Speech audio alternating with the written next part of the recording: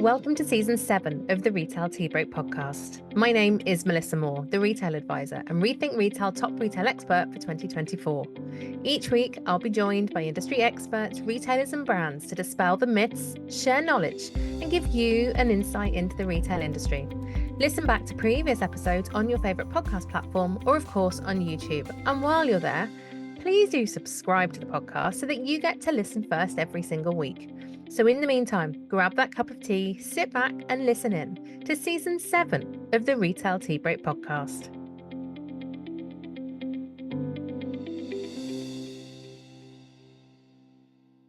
Today I'm joined by two guests with a whole plethora of sales and e-commerce experience that they're utilising to empower the world's best-loved retailers and brands to make global shopping better, safer, simpler and faster end-to-end. Eamonn Grant is Senior VP of Corporate Development at ESW. In his role, in addition to overseeing corporate development, he's responsible for delivering strategy, innovation and strategic partnerships across the business. In total, Eamonn has 24 years experience working across D2C e-commerce and B2B across multiple different industries.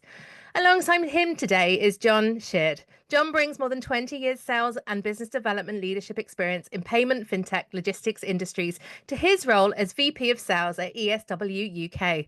John brings extensive retail leadership, securing career wins with internationally renowned brands including ASOS, Ralph Lauren and Schuh. Eamonn, John, welcome to the Retail Tea Break podcast. Thank you. Lovely to meet you. Yeah, thanks for having us.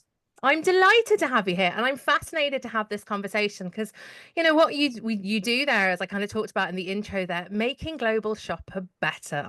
There's no better time of year to be talking about global shopping, especially in the run up to Christmas in this golden quarter. So look, before we start, in the age-old tradition of the Retail Tea Break podcast, in the time that it takes to boil a kettle, which I'm reliably informed is about 2 minutes, tell us a little bit more about you both, but also, of course, the business. So, Eamonn, do you want to kick us off?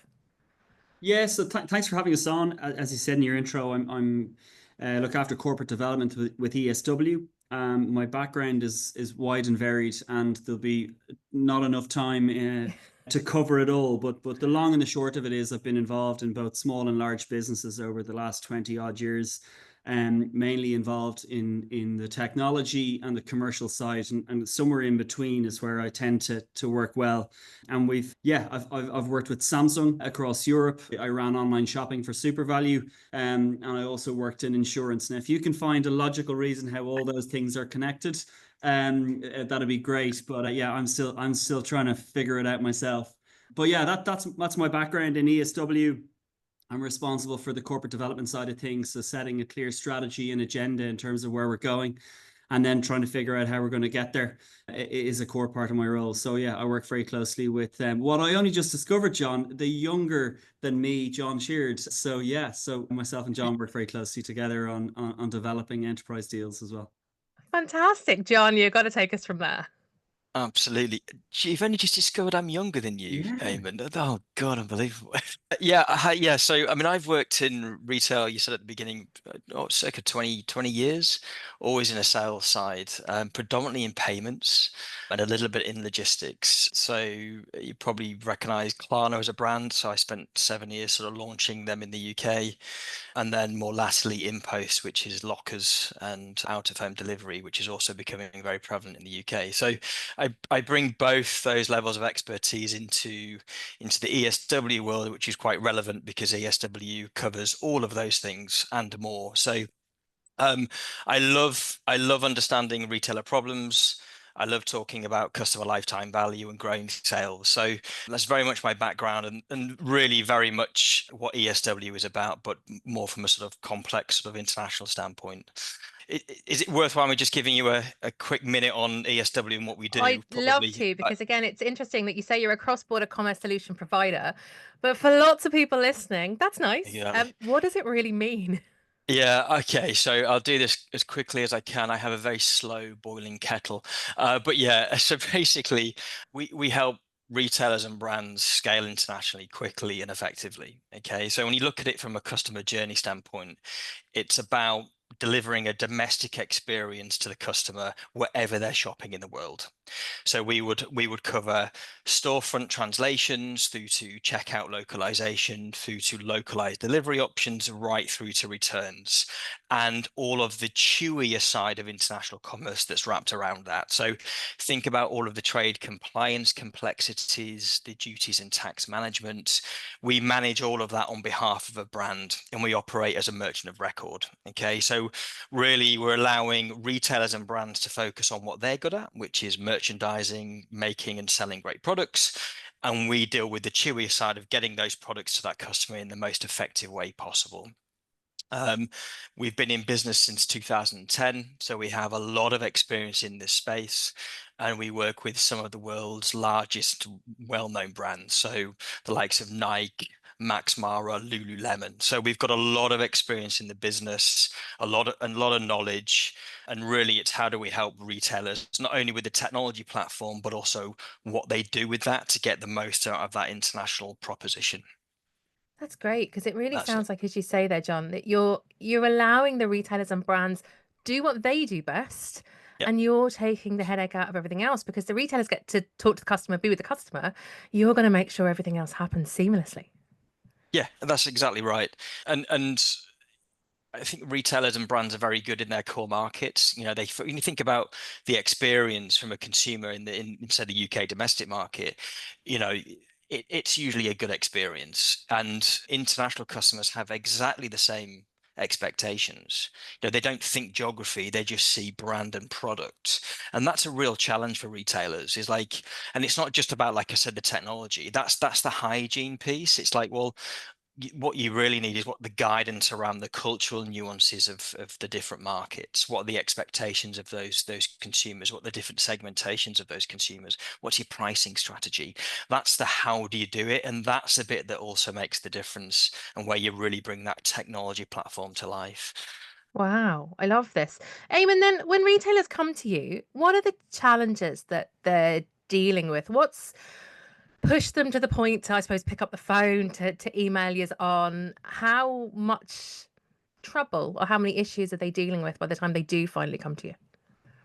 I think it's probably more a strategic decision more than anything else. I think when a retailer looks at their future plans, so let's say they're looking at 2025 now, so and they're probably even looking beyond that. They're probably trying to understand what levers they've got to pull to generate additional growth, additional profitability, improved customer experience. There's generally those 3 to 4 topics are top of mind for a director of ecom or a leader in a D2C and in the D2C space for most of our retailers. And when they look across those levers, there's generally a lot of obstacles and blockers that are preventing them from achieving X or delivering Y. And I'm not even talking about the international side of things right now.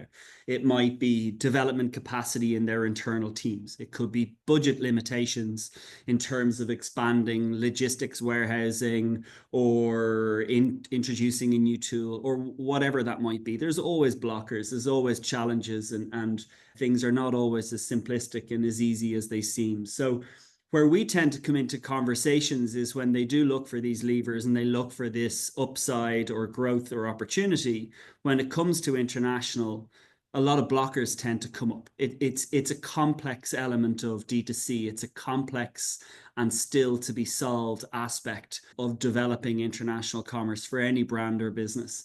Because as John said earlier on, the duties, the taxes, the logistics, the translations, the cultural differences between one country and the other, the fact that cash on delivery might be a significant payment method in certain Central and Eastern European countries, or fraud might be an issue in a different Western European country. All of these things tend to be risks or challenges or obstacles to growth.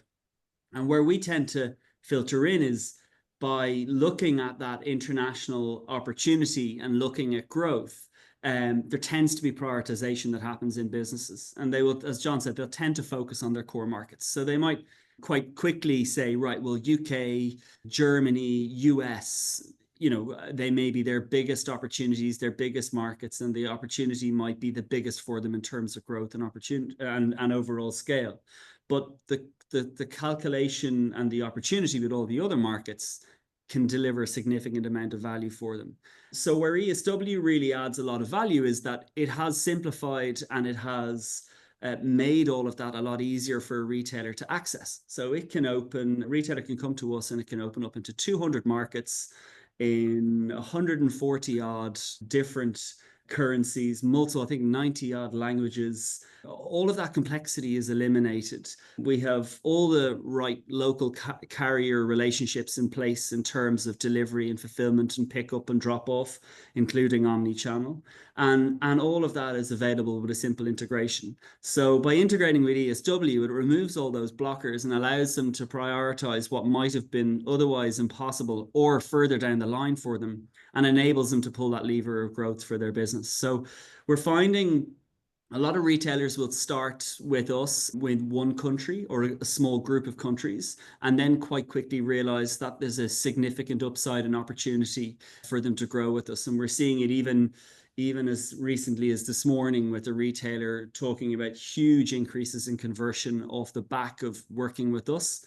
So I think we tend to come into that conversation when they're looking for that opportunity to grow their GMV, increase their conversion, improve their customer experience.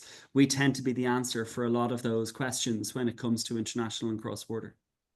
And I presume in that respect, and John, you might even come in here, that I'm really taken by what Eamonn just said there about, like, you might start with one or two countries, but actually that's literally just the start. Because if you can open doors to hundreds of places, and you're then ready to rock and roll with them when they're out there, like, there is no barrier here. There's no barrier to entry at all anymore. No, there isn't. And it's really interesting when we're talking to UK retailers and we can see the data and the organic demand that these brands are seeing from different countries. It's huge. Like, interest in UK brands, organic demand is really high. And so to Eamonn's point, you go into a retail conversation and you show them the data, and retailers like, wow, that's amazing. There's a huge opportunity. Then it's immediately followed with, but how do we do it? And it's like you've got this almost kind of paradox of opportunity, but we just don't have the resource. Then when you obviously explain the services and solutions and you get the hygiene factors right with what we do, there is no boundary, and it's really interesting. You see retailers often say, well, we tried and it didn't work. It's like, yeah, but you tried it the wrong way round, guys. You went into market, you were investing in brand and performance marketing, but you didn't have the basics right. Just flip it on its head, get the foundations, and then work your way up the funnel. And then it like just changes the narrative altogether, and people start to realize the opportunity and the ease in which it can be done through a partner. There is no boundaries and there's no reason. Yeah, one of the big things, Melissa, I think is that simplicity, because having worked in some very large global retailers in the past, the idea of launching into a new market immediately can have a multi-million euro price tag when you take into account logistics, fulfillment, and the overall warehousing and security of stock and everything else that goes with that. What we do is we ask you where your stock is. And if you're a retailer with stock in country A and you want it to country B, that's no problem. We'll effectively go to where your stock is, pick it up and ship it, and deal with all of the complexity in between. So I think the biggest challenge for us is breaking down the internal thinking process where, we can't do that because it's too much effort or too big a scale for us to do it, or it mightn't have the right return. As John says, they can often be thinking about it in the wrong way. Whereas what we're saying to them is, you don't need to worry about any of that. You manage your customer experience end to end. We deliver you the best in class experience for your consumers by doing that. And all you need to do is tell us where your stock is and we'll arrange the rest for you. So yeah, it's a huge unlock and it's a huge opportunity and upside for a lot of the global retailers that are out there right now. It really sounds like just a mind shift change. Like, that's it. And it's really interesting. You recently carried out a survey of over 18,000 shoppers from 18 countries around the world. And I'm fascinated that the omni-channel demand varies quite dramatically. And again, I suppose you have the data to back this up. So it varies by market, presumably something that the brands you work with, depending on their, I suppose, vertical of retail, that they need to be aware of before considering expansion. How much does the data you gather really help propel these retailers and these brands on? I mean, it's critical. I mean, and it obviously different retailers have different operating models, but we have a broad suite of retailers in our mix. So we have those that have full omni-channel versus those that are completely pure play in certain markets. So we have the data across the different models to share and support. The data around omni-channel shopping is quite clear. We know that omni-channel shoppers typically spend more.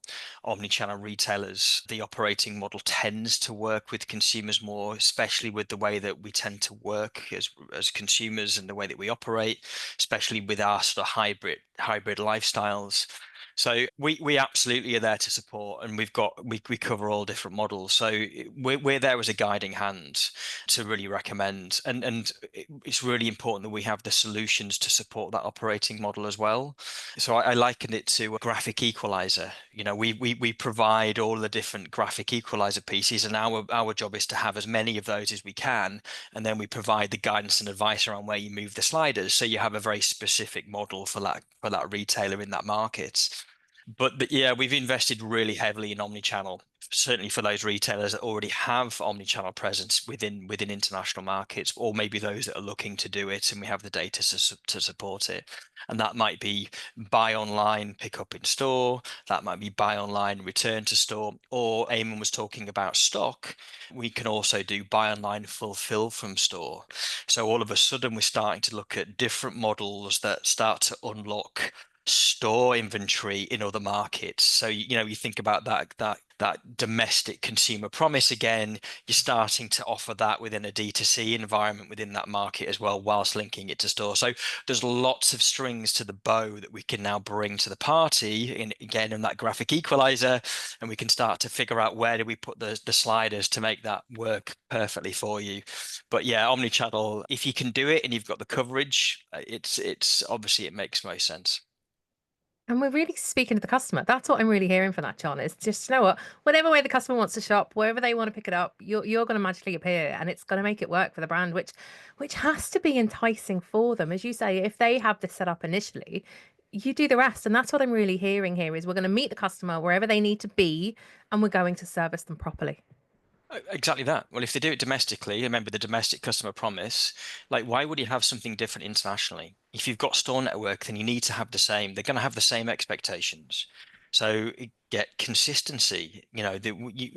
So historically anyway, you typically have a very different experience when you're buying cross-border. And like that doesn't need to be the case, and it shouldn't be the case, because I guarantee if you have a different experience, if you buy cross-border and it doesn't go right, you'll never buy from that retailer again. And I think that's why retailers have got burnt in the past. They've done international. I hear it so many times. Oh, we tried international, it didn't work. It's like, yes, because you did it 5 years ago when you didn't have it right, and now there are solutions in place, there are providers in place that can actually deliver that experience, which means end to end. You're not going to burn a load of money on customer acquisition. You're going to get that customer, and they're going to come back, and they're going to enjoy it, and they're going to have a great experience. Fantastic. And look, we know all the data points out that if you can get a customer coming back, they're going to spend more, they're going to be more loyal in the Yep. long term, and then they're going to tell everyone else about it. So it's win-win if they get it right as well, which I love.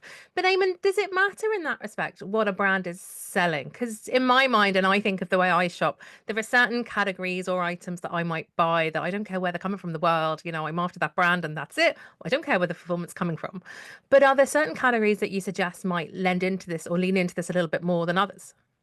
What we tend to see, fashion and luxury is a very big vertical for us. We referenced some of the clients there already. We have a huge base of clients in that space that are shipping products all over the globe because it makes sense to. And I think the more luxury you go in the fashion and luxury space, the more logical it becomes. If you're shipping a €5,000 dress or a €10,000 coat or something like that, there probably isn't 50 to 100 of those sitting around in warehouses locally. They're probably not on every rack or every shop shelf. So if you're going to centrally distribute them globally, then that probably makes a lot of sense as well when you get into the luxury space.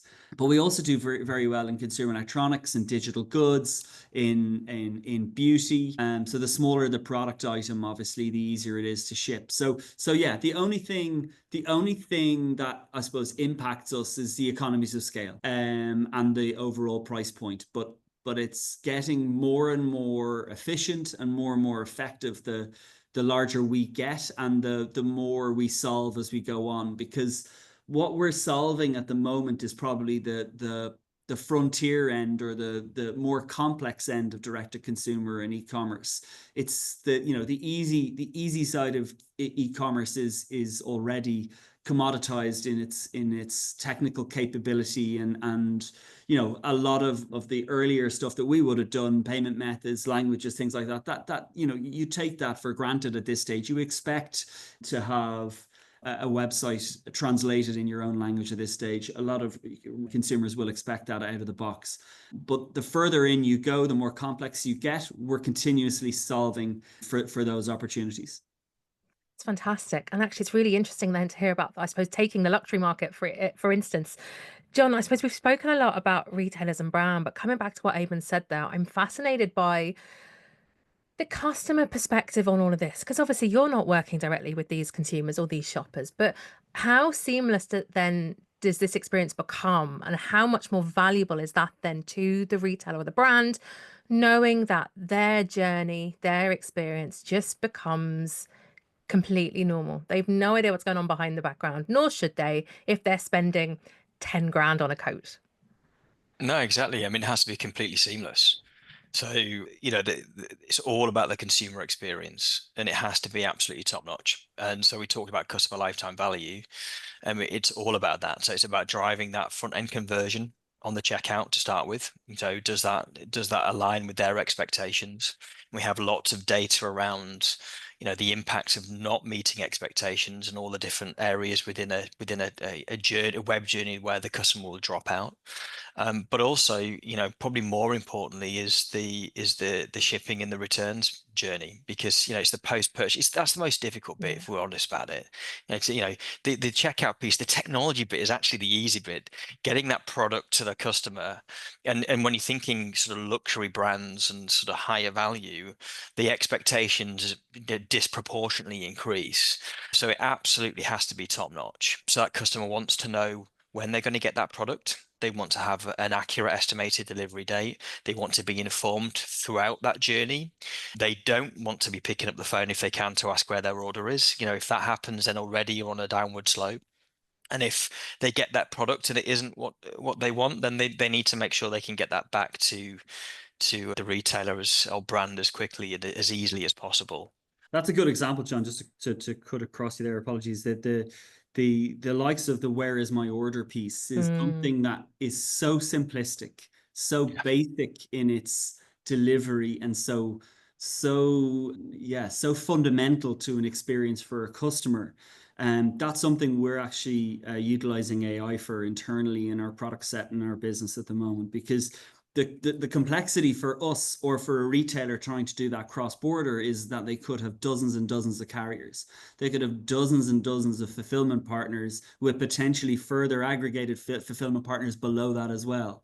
So what we've done is we've managed to bring all of that information together and build an AI agent in on top of it to enable our agents, and to automate some of it completely. But where it makes, like, the customer doesn't need to speak to somebody in that scenario. What they need is an answer. They need to know where their order is. And as long as the information is delivered in an effective and efficient way, well, then the experience is better in that scenario for the customer. So I think, as John said, that the real opportunity there for us, and the bits that we're still solving for, probably come from our logistics roots. We're owned by players in the logistics space. So the returns element cross-border can be hugely complex. I don't know if you've ever had to return something cross-border. Yeah, and it's funny because I am literally, it's like a primal urge to give out, and I'm sitting here almost thinking of the last time. It changes us as shoppers and consumers, because if the spending the money, even coming back to what you said there, the spending the money is easy. You click a button, happy days, the pair of shoes is on its way. When they don't come, It's like Yeah. all you do is watch your phone, watch your emails, you're waiting. It's the not knowing, and then it's the anger from the lack of communication that builds. And I think it is the easiest, quickest way to lose customers, lose their faith and their loyalty. And then you do often think, and again, I speak about this from a consumer perspective. Why on earth are you targeting me with emails? Why are you Yep. making me want to come into store when the simple fundamental point is that you can't deliver what you've said? Expectations have gone, they've gone absolutely, well, they've dissipated in that respect. And I'm never coming to shop with you again. So as you can tell, I'm quite maybe angry and quite vocal about this aspect as a shopper because we've all been there, as you say, we really have. But Eamon, really interesting point because that in itself, solving that specific problem, and we know this is getting worse out there, that must be a huge driver for brands and retailers coming to you because you do literally start to own the situation and make it better for them. Yeah, what's a better use of time for a retailer? Is it designing and building technology to talk to all the fulfillment providers to find out where someone's order is? Or is it dealing with retailers on the shop floor or online, or looking at innovation from a product set or whatever it might be? The answer is obvious and very clear. And I think that's where we're finding more and more the piece that we do and the bit that we, I suppose, provide for retailers is we're simplifying, we're taking the complexity out of retailers and we're doing all that hard work and that hard lift for them. They retain and maintain the experience with the customer, which is hugely important and more important than ever. And yeah, we're taking out all those large, I suppose, hard to tackle pieces. Be that, where's my order, customer service or experience, we deal with all of that, returns journey, duties, taxes, everything in between. So yeah, if I was a retailer, I wouldn't be spending my time in that space when it can be done better than a retailer will ever do it with somebody else. And you know what? I hear that more and more over the last few years that we need to get the retailers to do what they do best, talk to the consumer, sell incredible products, and let people like you do what you do best. And I think there's been a real mishmash over the last maybe even 10 years of retailers trying to do this and trying to do all sorts of technical aspects of the business, but they're not best placed to do it, even with the greatest teams in the world. There's too much going on. So with that, of course, and while I have yous, we're obviously coming into, well, we're in the golden quarter at this stage, and you've just published the ultimate guide to Black Friday and Cyber Monday. And what really caught me is I love this idea, and I think it really talks to the emotional connection that you definitely see that the brands and retailers have to have with their customers. But you talk about delivering holiday magic to ensure customers have a happy, worry-free holiday season. So Mhm. again, Eamon, it comes back to exactly what you said there. Worry-free. That's priceless. Absolutely priceless for consumers. Critical, particularly at that time of year, if you're a late Christmas shopper like myself. uh, but no, yeah, absolutely. And I think, it's, I mean, most people, particularly during peak, have had probably a bad experience.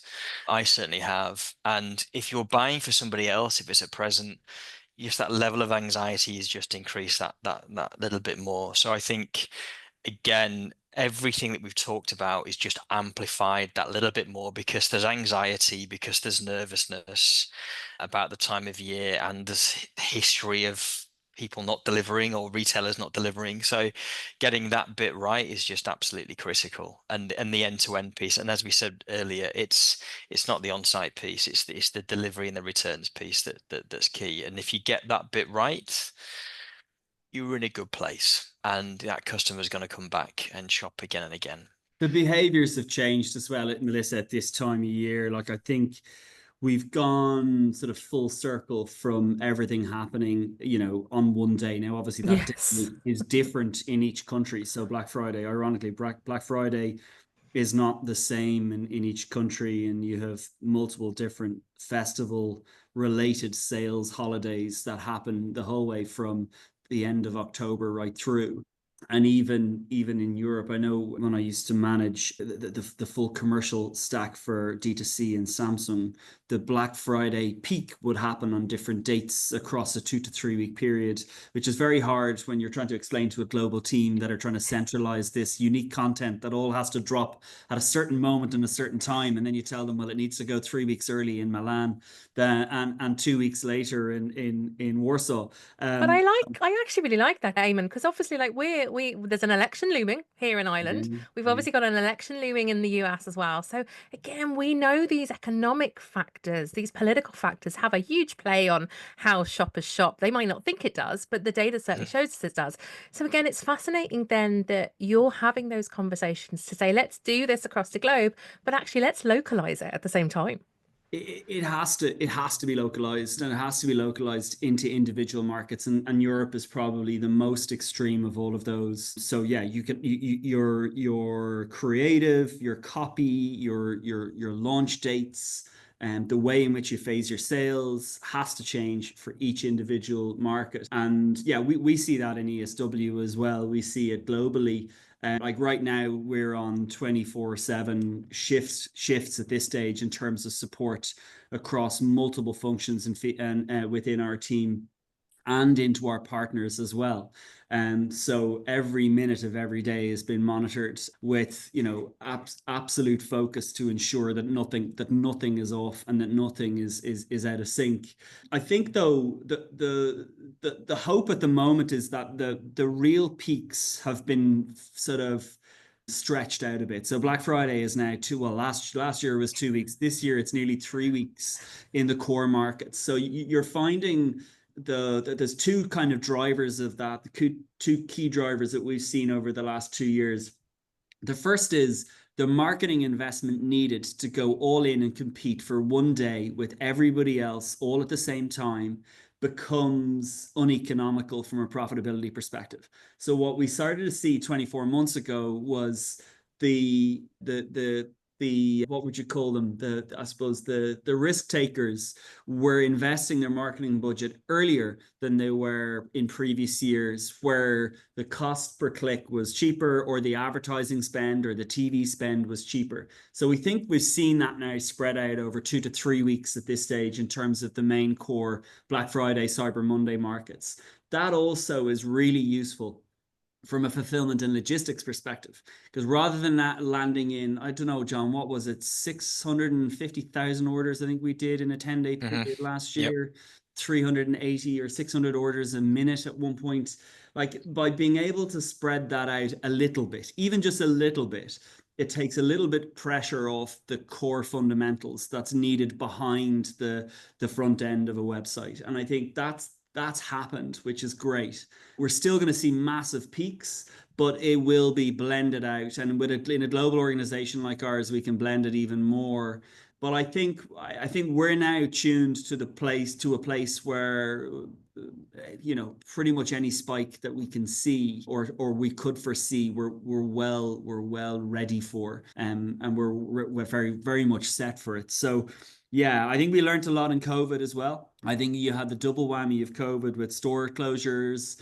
You had the peaks of this time of year. So I think a lot of businesses got stress tested properly at that point. So I'm not saying this year will be a breeze. It'll always be full tilt. But I think the unexpected is probably behind us in some ways. And now we can kind of measure and forecast a lot more accurately as to what will happen and when. And when you look at that from a global lens perspective, we know where the peaks and troughs will come, where it'll ramp, where it'll sort of slow down a bit, where the marketing investment is going to drop earlier than it was last year, and how that will all sort of blend out over the period. So yeah, a lot of people in our business won't sleep too much over the next couple of days. But oh God, I second that completely. Yeah, don't we all love this time of year? It's wonderful, as they say. But look, final question: if we push past, I suppose, the holiday season now that we really are ramping up, I suppose, what's next for you both and for the brand moving forward into 2025? Well, we're going to change our strap line. We have the world in there, but we're thinking now that Elon has got his eyes on Mars, we need to change that to the universe to make e-commerce more simple. But no, I think where we see a lot of opportunity, Melissa, is in the composable space. I think what we're seeing more and more, and it used to be a challenge for us, but it's become so commonplace now. We've kind of pivoted our strategy to accommodate it. But what we deliver is an overall solution, not just a product. or not just a service. It's a combination of both a product and a service. That's why the largest retailers in the world are coming to ESW. And that overall solution, I think, is going to become more composable than it ever was. And I'm not just talking about the technology composability, but I think the opportunity that retailers are looking for more and more is the ability to be able to say, I want this piece here. This is the bit I need help with. I'm good on all of this. I have my own logistics providers. I'm good on payment methods in this country, but I need you to do this piece here. And I think we see that becoming more and more commonplace as we grow and as we scale. But I think what we're seeing more now than ever before is that focus on profitability, that focus on margin that retailers need to make, especially with the most recent changes from an inflation perspective. They need to be making margin, they need to be profitable, and they need to be profitable in all the markets they're trading in. So we're seeing more and more scenarios where it makes no sense for a retailer to go into a particular geography, to open up a warehouse in a particular location, and in a lot of cases where they're already in existence, that maybe it doesn't make sense for them to continue to do it the way they do it at the moment, and maybe there's some rationalization needed. So it's a long way of answering your question, but I think the composability of our services is something we're seeing more and more. And we talked about it a little bit earlier as well. The global omni-channel play is something that we're investing very heavily in. So we're investing very heavily in terms of the simplification of our tech stack, the overall simplification of our service, which we're making huge inroads in, but we're also investing significantly in inventory visibility and management and the overall global omni-channel solution where you can leverage stock from wherever you want, be it in store, in a warehouse, in a particular country, it doesn't matter. All of that, just to be really clear, all of that adds to conversion for a retailer. It changes a website in the UK that currently can't access stock in France from being out of stock to now being in stock, because its secondary stock pool can now leverage stock from Amsterdam, from Paris, from wherever it might be. That drives additional GMV, it increases conversion, and it also improves the ROAS of the overall ad spend of a retailer as well. All of those things are gold dust for retailers, and they're searching high and low for them. So we see a huge opportunity in the future for that. We see that global omni-channel piece as being a core fundamental part of what we do. And we think there's also a lot still to come in terms of, like we talked again earlier on, about the size of some products and the overall economies of scale and sustainability being key players. We see that continuously evolving. And we see the opportunity to improve and expand that capability more and more over the next number of years. How exciting. It really, really is going forward for the retailers and brands out there. John, anything to add finally? The only one thing that I know is quite a hot topic and has been raised quite a lot, we touched on earlier, is returns. So there's a lot of focus as well on the return side, so the post-purchase journey. So in addition to omni-channel and composability, re-commerce, very much a hot topic, coming up a lot in the conversations we've had with retailers of late. And again, it's an big area of focus for us, and we've got some great solutions coming out that are going to support retailers in this space. So really sort of taking that returns piece and extending it into embedding ourselves within the consumer journey and the operating model of the retailer. So how can we grade stock? Could we resell stock on the retailer's behalf, stock they don't want back? How can we consolidate stock for returns? How do we manage it from a duties and tax perspective? There's a whole lot of work going on there. Again, the chewier side of e-commerce, but often the piece that will make or break a consumer relationship with a brand or retailer. So I think across the board, some really exciting things, and I'm loving it because it's, my previous role was heavily in the return space. So I'm quite passionate about that, and it's something that we quietly have in our back pocket, but it's something that we're really good at with the network and the solutions we have. So yeah, lots of good stuff coming down the line for the consumers and the retailers and brands alike. And isn't that so important? It really, really is. Well, look, if you've enjoyed today's podcast episode, please do like and share it. Remember, you can listen back to past Retail Tea Break episodes on your favorite podcast platform or, of course, on YouTube. And of course, then please do connect with myself, with John, with Eamonn on LinkedIn. I'll obviously put all of ESW's website details in the show notes and across the social media channels when we share this. Eamonn, John, a really incredible conversation today. We have covered so much. Thank you so much for your time. Thank you. Thanks, Melissa.